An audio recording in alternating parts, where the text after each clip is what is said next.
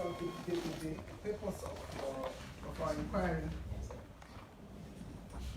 So the purpose of our inquiry is to have an idea of, or an appreciation on the state of education, or tertiary education in our higher tertiary institutions, on the physical infrastructure, information, communication and technology services, and also on the quality of education. So I'm sure you have been briefed on the information that we require for the purpose of this meeting. So I would kindly ask one of you to take us through your presentation. Okay. Thank you. Once again, good morning, ladies and gentlemen, and corporate locals present. Here in front of you is Tyson Nyatsanga, also the National Secretary for Education. It is of our utmost concern the students' board whose mandate is to ensure that the students' academic rights and needs are addressed with full diligence. And with that, I would like to deliberate on some of the issues which are affecting our education at tertiary level. Below are the indisputable oral challenges that faced by the students at tertiary institutions across Zimbabwe. First and foremost, challenges are as follows. 1. The course outline or curriculum. The lectures being delivered by the lecturers are out of touch with the practicality of industrial dynamics. They are not getting deep into the gist of economic problems in the country, thereby our tertiary institutions is irrelevant. What our students learning is not reckoning with what the industry demands. Lecturers are playing their parts. Some are just giving only the course outline to students and telling them to research on their own, and without even guiding them and explaining a lot about the information to be gathered through the research. To solve this, supervision and assessment from students' reports should be given to lecturers to ensure that they are doing their duty and accordingly. The other predominant issue here is the issue of projects that the students' majority are just but villainous for their are done to the shelves. Tertiary are not implementing students' project ideas and solution to our bed-valuing problems. We had a solution for energy way back in 2003 at UZ, University of Zimbabwe, when a student came up with a solar power project which was thrown into the shelf by the school administration. There is also an issue of lecturers proposing our girl child in exchange with exam. This form of sexual molestation is horrifying. The university are producing inferior quality because of their corruption on enrollment. Go to UZ. You will find a male medicine student who doesn't have 15 points, but he got the place through corruption. These are junior doctors always thinking of strike. They don't value life. The second point is the state of infrastructure. The buildings are dilapidated in the 21st century. We must be learning under the same roof that my father lent under. Most of the universities are operating above their student holding capacity. The students doing a certain programs, for example, law, will be happening not to get accommodated under the one roof, as some learning out of windows to listen, and which up the lecturers will be saying. This is happening at CATS. Some students are learning from the windows because of the incapacitating of the rooms. To solve this, university should engage aiding or lecturers and or extending the existing ones. At CATS per se, we have 3,000 students to School of Business, but it happens we have a classroom that accommodates 50 people. Although they try by all means to use the gym or the great walls, but when we have ones, they are occupying that big rooms like my old great walls. So they are enrolling the student out of their capacity. The third point, the state of hostels. The state of hostels, I repeat. The university and the polytechnics colleges are enrolling the students whom they can't offer accommodation on campus. Most of the students end up getting accommodation in suburbs where there are high risk of security and theft, among others. This is affecting specifically from Kwekwe Polytechnics, Chinoi University, where they are a blood test ganger called Mashurubi.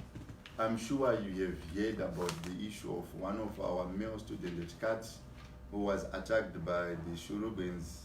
They wanted to take money and the laptops sometimes in February.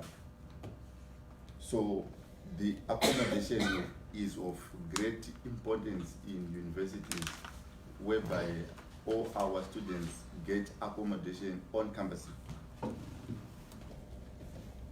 To move on, to solve this, the tertiary institution should partner with the private players and build more hostels to accommodate students with the range of their enrollment. They can also utilize a renovation so as to maintain the living standards.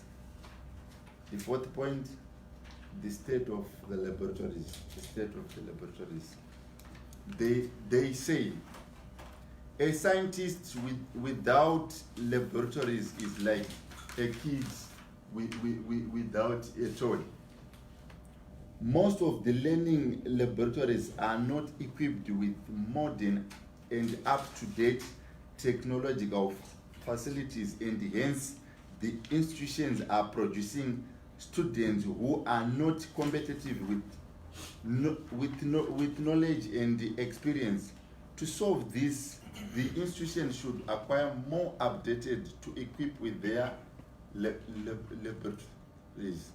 Let's take, for instance, the science or the people of animal production in Chinoi University.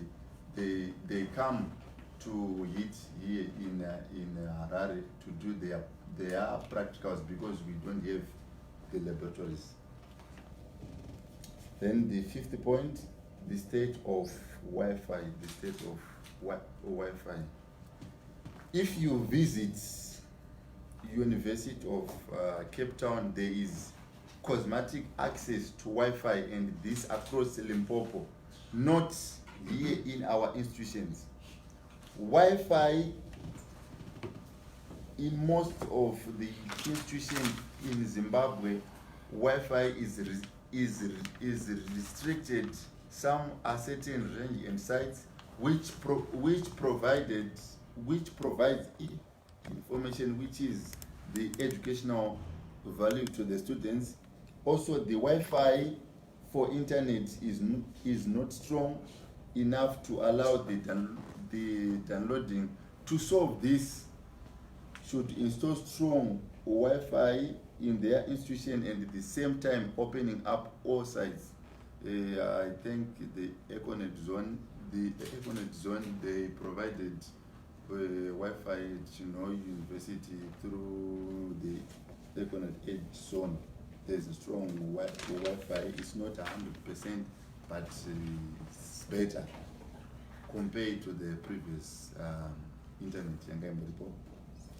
Then the sixth point, sports facilities.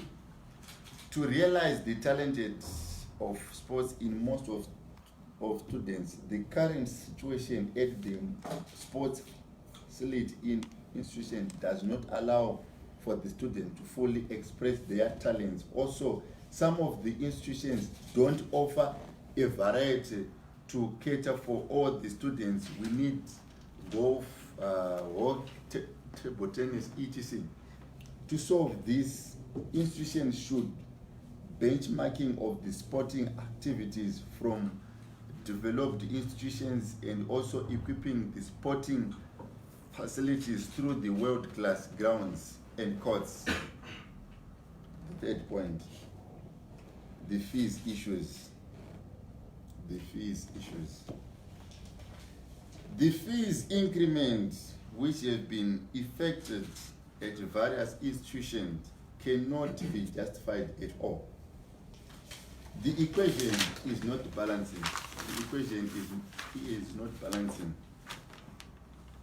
An increase in school fees must have a correlation with a salary increment. But this is the case. Fees is increasing while our parents' salaries are losing value daily. I may say they are living from hand to mouth.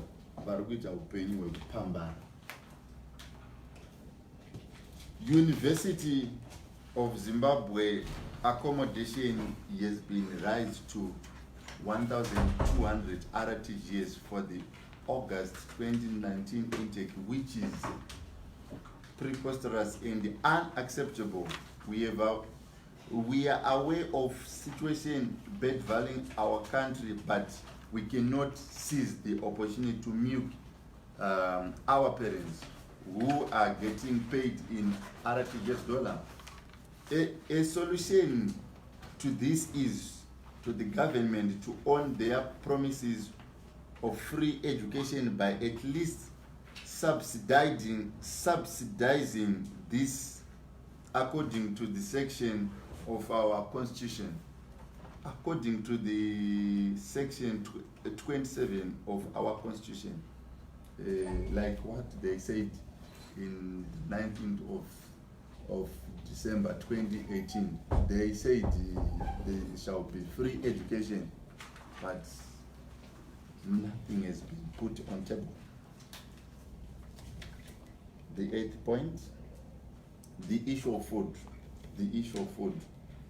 The food that we are eating as the students in Zinas, there is no quality food from the money that the students are paying.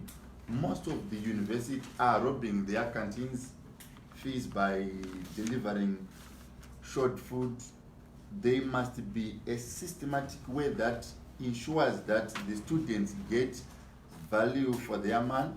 The government should also help the university with the cheap supply of inputs, like the university canteen or your canteen is a non-profit organization thing. So I don't see a reason whereby they should rise the prices of food to the extent that it becomes expensive to the students, yet we say it's a non-profit organization. when we are operating a canteen. In conclusion, the above is a presentation of the challenges being faced by the students in tertiary institutions, and the best way to solve this is to work with the students. For anything done for the students without the student is not for the students. As the National Secretary for Education, I think there is a potential for all the problems or controversies. Nelson Mandela said, education is the most powerful weapon which one can use to change the world. Let's change Zimbabwe. I thank you. Thank you so much for your presentation. Before we go on to the next presenter, I can ask Honorable Mamambe to introduce yourself. Thank you very much, Honorable Chair. Morning, everybody. Imangwanani. Thank you. So my name is Joanna Mamambe, MP representing Harare West constituents and also a member of the Committee on Higher and Tertiary Education, Science and Technology Development. Thank you, Honorable Chair. Thank you, Honorable Mamambe. Right, I'd like to ask our next presenter to ask for your presentation. Thank you, Mr. Chair. I think basically I agree with the majority of the stuff that you were saying, of the challenges that you are facing in institutions, also in terms of physical infrastructure, information communication technologies, and quality of education. So on infrastructure, physical infrastructure, I think we can first discuss on the lecture halls that we have in institutions. I think the lecture halls that we have are not equipped to be, and are not well equipped really to be containing students. Like you were saying, the majority of them are carrying way beyond their capacity. I'll use an example of MSU. Shawani campus, there is a program called DS, Development Studies, and each and every intake they enroll more than 200, 250 students. And then the class, I would say classrooms, because they're way below the standard of being called lecture halls. The classrooms that we have cannot contain that number of people. So we end up having students overflowing out of the classroom, learning outside, and then there are also no public address system. So what it technically means is that most of the students will not be able to participate fully in the lecture, because really it's difficult for someone to be addressing a lot of students like that when you don't have the public address system, and also we do not have functioning electronic boards. We do not have those projectors really. So it's a challenge. So on lecture halls, everywhere you go, I think that it's a topical issue really on lecture halls. Even if you are to go at the University of Zimbabwe, looking at the infrastructure that we have was for institutions like the University of Zimbabwe was constructed when the University of Zimbabwe was still enrolling less than 4,000 students. But now the University of Zimbabwe is enrolling more than 10,000 students, right? And then there hasn't been much increase in the development of new infrastructure. I mean, yes, you might have one or two projects going on at institutions, but then really the rate at which we expect the increase in terms of infrastructure and the rate at which they are developing is not corresponding. Then the second thing, I'm going to be touching on accommodation. It's on-campus accommodation. Most of the students that are enrolled do not get on-campus accommodation, and this is a very serious issue. I've got statistics that I have here. There is an organization that did a research on that, and the figures may not be accurate, because I mean students population increase and decrease by time, when others graduate and everything. But what I have here is that when this research was done, at the University of Zimbabwe there were 10,946 students, and college hostels could only accommodate 20% of those students, right? And then the National University of Science and Technology, there was 8,303 students, and accommodation, college hostels could only accommodate five people. I mean 5%, sorry, 5% of the student population. Cut, we had 6,990, and then hostels would accommodate 36%, Middle State University 20,635, and then college hostels 25%, and Great Zimbabwe 13,598, and then college hostel would accommodate 10%. So what it shows that the majority of students are staying off campus. And then this really has been problematic in the sense that it's exposing students to a whole lot of challenges. Because really, when students go off campus, they will be staying, they will be renting they will be renting, and then wherever they rent, there is no policy really in terms of guiding or setting the minimum standards. So you have people staying, some you might have a room, we have 2 students, 3 students, a room that cannot show, I mean, that is not designed to be carrying that number of people sharing. And then also people are paying rentals per head, which I think is not the standard way of doing things. So this is exposed students to landlords who can just at any point raise rentals because they're not accountable to anyone really. And then there is no system. Yes, our institutions have got residence offices, right? But then there hasn't been much work on looking at the welfare of students that are staying off campus, right? So female students are exposed, some of them are exposed to abuse, be it verbal or even physical, right? By some of the landlords. If you check with security, if you check with the MSU security department, you will find that there are a lot of reports that have been made by female students that are staying off base. Some that might have happened, you know, caused by some of these things might have been caused by what? By the landlords and also the community really that these people are staying in. Because when students get into wherever they stay, I mean, they are new in this society, in this community, and then, you know, it's a whole challenge. So we strongly believe that the universities really, there should be a platform that should be created, a platform where you have the university and representatives of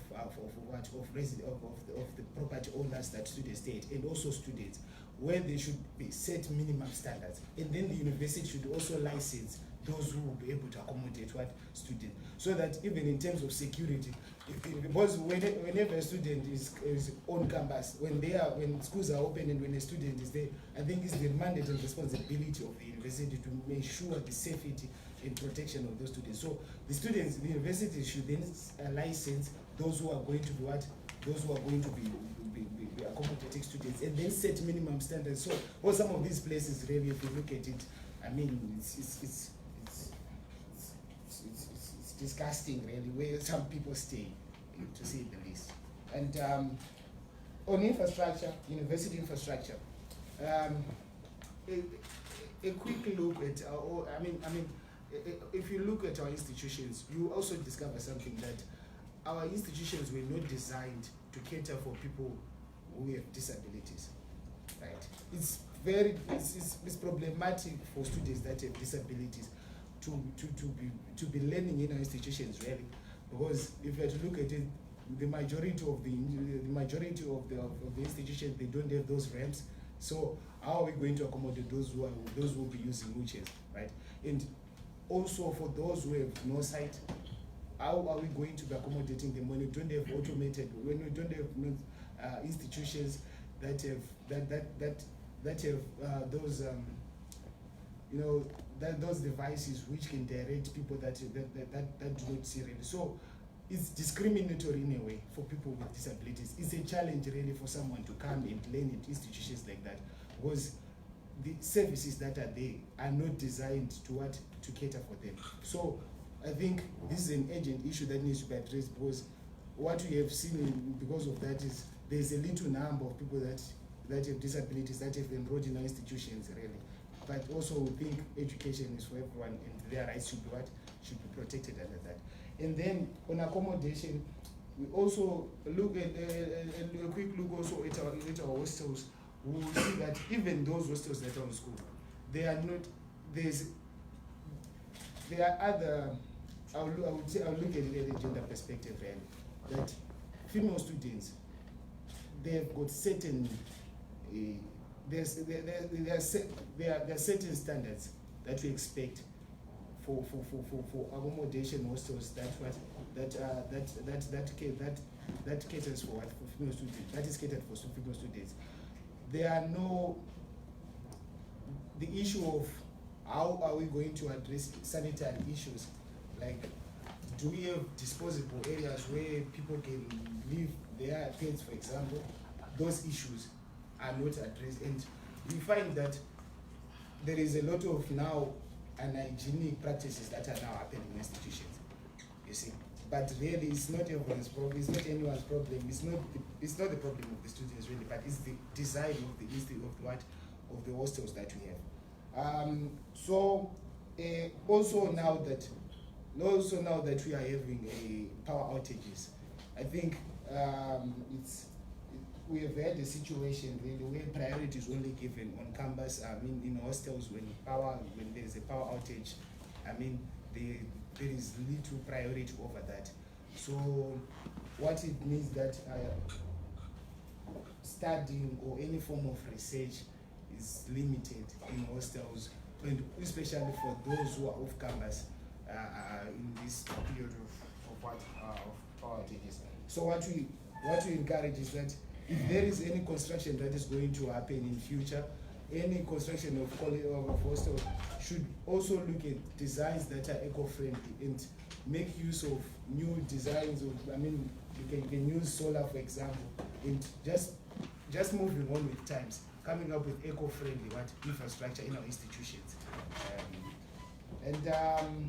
Yes, and so while you said physical infrastructure, there is also an issue of, since the majority of students are not staying on campus, there is then the issue of transport services. So some universities provide transport services for students that are off campus. The problem now is, I'll use MSU Shan, a campus that has got more than 4,000 students, but it had only 3 buses to service those students. So really, if you have to look at it, and you know, with this new multi-campus approach that was taken by institutions, look, you go to areas like Shan and areas like Mashal for Great Zimbabwe, right? So these are towns that had no existing, a transport service really. And then if you have to look at Mashal, for example, where students stay and where campuses are really, it's a distance. So, and there is no active transport network there. So the universities have to provide. But now the issue is with the number of buses that are provided. I mean, for example, like I was using MSU, we've got 5,000 students at Shawane campus, and then there are only 3 buses that are servicing those students. We have seen a situation where students, I'm sure some of you might have seen a video that circulated on WhatsApp of an MSU student that was getting in the bus or through a window. Like, those things are happening on a daily basis. Female, male students, everyone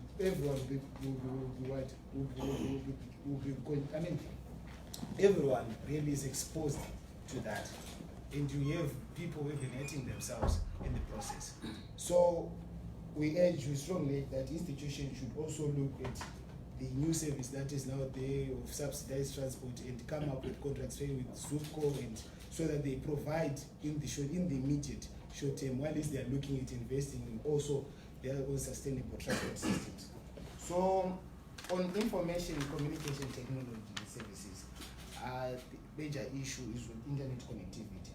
So I would say internet connectivity in institutions, though the services are erratic, but I think there is fair connectivity on Wi-Fi. It's only that the service, though, sometimes is not consistent. And then there were other institutions who were in the habit of discriminating those students who wouldn't have paid their fees, because for you also to log on to your Wi-Fi, you were supposed to put your reg number and your registration status. So what it made is that a lot of students that wouldn't have registered were not able to connect, and that those who wouldn't have registered are the majority, because of the economic challenges that we have. But what I'm saying is that at the end of the day, when a student finally pays their fees, they are going to be paying for service that will never delivered to them, really, during the course of the semester. So we strongly urge that connectivity should be done, should be made. Everyone should be connected on the on the internet. Because also it's also about the issue of our libraries. Our libraries are ill-equipped. We don't have the right material in our library, in the majority of the libraries. We don't have the right literature for the areas that we are studying. So internet connectivity then becomes a priority, because that's where research is done.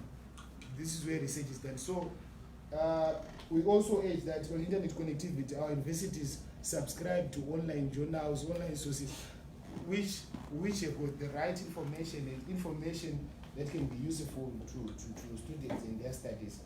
And also looking at it right now, that's the issue really. So what I think is that there should be a minimum standard of the number of megabytes per second, that can be set for universities. That for Wi-Fi connectivity, every university, this is the minimum standard where we say this is how fast your internet should be, and that becomes uniform, and to ensure that research is done and it's uninterrupted. Quality of education. Quality of education, I think we have, this is where we've got a big problem, Mr. Chief.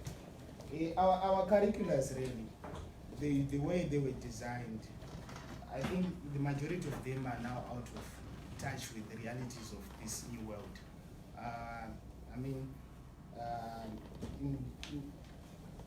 The world is fastly heading towards the fourth industrial revolution. Priority should be made. Priority should be given towards research, mostly in universities.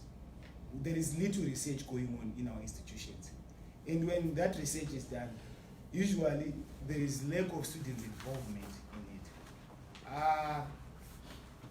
Mr. Chair, we have had stories, whether the confirmation of these stories was also it's about how our institutions are being administered, where the top 6, usually the universities, which are the vice chancellor and these 2 pro vice chancellors, the registrar, the base, and the librarian, these are people who run our institutions, the majority of institutions anyway.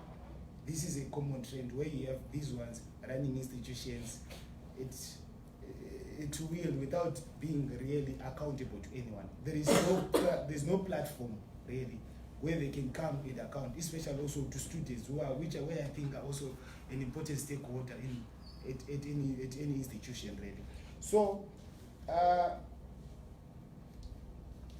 priority when I was saying on the quality of education. So these people, even if their companies or their foundations, we've had a lot of foundations that have come and supported our institutions and funded the promotion of research.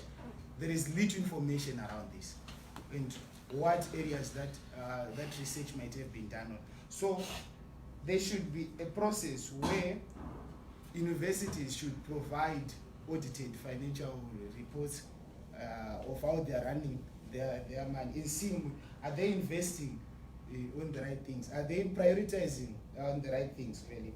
Because you will see that priority is being given to the service packs of those who are at top. They buy each other cars after almost every 2 years, and that's for top management of the universities.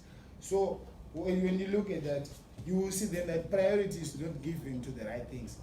Priority should be given in investing in our education, investing in research. Our all learning should be based and centered upon research, university learning. And then, like we are saying, we are fast heading towards the fourth industrial revolution. The world is going the world is fast heading towards that, Mr. Chair.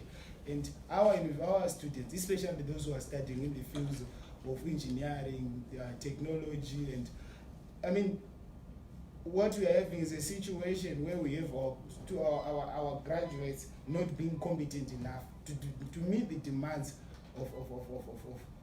to meet the demands of today's world, right? And they're also supposed to be competing with graduates, with graduates from other countries, where we are saying we want to expose our students to the big world out there, but then are they capacitated given the knowledge that they've had? Students in other countries, even especially like across South Africa, people are now learning on the application of artificial intelligence, big data, nanotechnology, and on us, really very little has been done on that. And according to statistics from the World Economic Forum, Mr. Chair, by 2030, most of the occupations that are happening now would have been or will be obsolete because of the introduction of artificial intelligence. And we're still having students investing in learning, investing in qualifications that will not be useful, that will not be of any use in 20 years' time. So it's a whole. We now need to look at that, really, and come up with. I know that there is the issue of education 5.0 and everything. So I think we now need to look at that and come up with people redesign and relook at their curriculums. And this is a process which will be done together, the universities, the academic, those in the academia, and especially also even students and even industry. All the key players should be there. So in everything that has been happening, I think priority. I know that there've been attempts to look at that, and conferences have been held. Last year also, we know that there was an education investor conference. But the challenge with all those things is that there is little to no student representation in those platforms. And when there is student representation, I don't think it's not actually reflective of what's happening on the ground. So our curricula should be changed, Mr. Chair. And also there is an issue. I think this is also an issue that we have our education system really has discriminated a huge number of students really because of areas that are given priority, especially our started language, you see. So having English is a prerequisite for enrollment of any program at our institutions. At least O-level English pass. That's the most basic qualification really. Because also instructions. We are instructed in English about language really. But are we not seeing that we are discriminating a whole group of potential students out there because of language, because of English, a language that is not even ours, Mr. Chair. So where I'm saying is that we should relook our education sector, education system, Mr. Chair, and decolonize it, even the way that we think.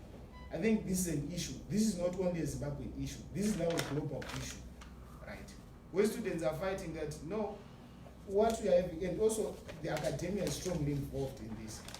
We're saying we need to relook at our education sector and de-learn some of the things that we have learned over time.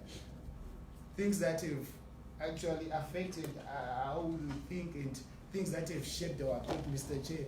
But really, is it meeting the demands of our society? Right. So there is need for us to apply indigenous knowledge systems, Zimbabwean indigenous knowledge systems in our education sector. Priority should be given that. Right. We should, for those studying medicine, Mr. Chair, they should also be looking at traditional medicine systems. Those who are studying law, Mr. Chair, priority should be given to our own customary law. We shouldn't be studying Roman Dutch law in this day and age. It's a whole conversation really that we should be having. So our education curricula needs to be revised in those areas, and it's a process which I think that everyone must be involved. And there's a point that is just messages. I was going to be speaking also. I had left something, sorry, Mr. Chair, on infrastructure. There are also institutions that are in rural areas, deep rural areas. That's majority of them which are teachers' colleges. You look at Bordeaux, you look at Morgenstern. And so, because like I said, accommodation is an issue here. And these are institutions that are in rural areas where people have to go, in the villages and rent there. These things are happening. People are going and renting in villages. People that would have failed to get accommodation. And now we're looking at areas that have no electricity, areas that have no running water, and someone is supposed to be researching, so these things are happening. And there is an urgent need to address accommodation issues in institutions. And also, I think this committee, Mr. Chairperson, critically play an oversight role, especially on university administrations. I think there should be a probe in how our institutions are being run, because we have had a case where people will just come. I know that the minister has been on a tour, has been visiting institutions, but really, when the minister comes, people are made to say the politically correct things that will impress the minister. When you're saying, like, this is a platform really that it should be abreast with the actual things that are happening.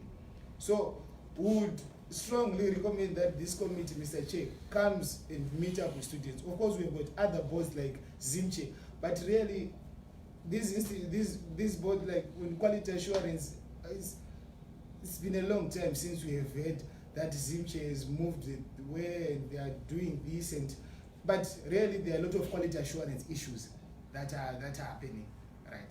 So also, I think there is also need to look at our university senates and look at how our universities are being run, Mr. Chair. I strongly recommend that, because I mean the things that are happening, there's a lot of violation of students' rights in institutions. These things are happening. Be it political violation of rights, or even the general violation of rights, because also students are lacking information, really. The students lack information, and also the fear of being persecuted by university administrators. I think they would so much power that there should be a platform. There should be a platform of some having people who play an oversight role in that power area. Because we've had cases of student suspensions. Students have been suspended in institutions, Mr. Chair. I'm a victim of that. I was suspended at the Midland State University twice. That happened twice. And what you're saying is, these things that are getting people suspended, these things that are getting people expelled in institutions, these things are things that are constitutionally guaranteed. For example, our ordinances do not allow demonstrations on campuses. But is that not a constitutionally guaranteed right? It is a constitutionally guaranteed. So our institutions should also, our ordinances should be relooked and realigned to the Constitution, Mr. Chair. And also, I've read that there is also the Education Amendment Bill. We should also play. I don't know if consultation was made with students, even the coming up of Education 5.0. We also think that priority should be given to consultation, especially with also students, so that they come and they give their peace of minds, and also see how best we can contribute to the development of certain things. And recently, just 2 years ago, there was so much talk about STEM, but now it's Education 5.0. Okay. When STEM really, when we hadn't looked at the progress that had been made, and that already we are moving to Education 5.0, God knows what we will move to tomorrow. So really, we need to be serious on how we come up with our policies and their implementation thereof.